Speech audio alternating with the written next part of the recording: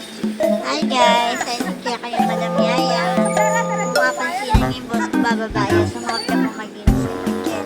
So paano niya po babangkin? Dapat gawa lang Sa yan. kung yung mabas, dapat na po basura. Bata po luminis sa hindi ako kahit baba. Ayaw po. Tutulak na po yung pababa yung basura.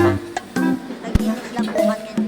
Kung mapansinan niya po yung panda kami, gagawa lang po yung bigay. Mata pong murang po. Hindi nang po mama ko. Akala po yata gawang dalang kanya. Sumunting niya po yung dalang kanya.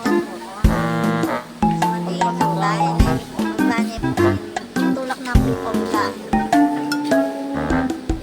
Mata po kanya sila bang natin.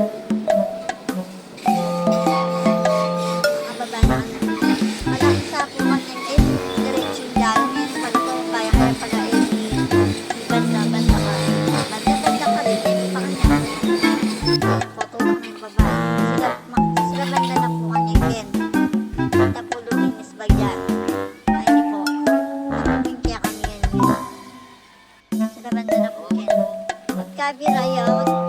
Kapatid niya pinupunta ka ng dagol mas laban. Ang ipa kanya niya. Ayaw po. Kinawaya pa po balas.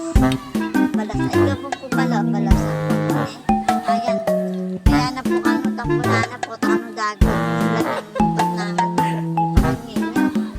Ay po.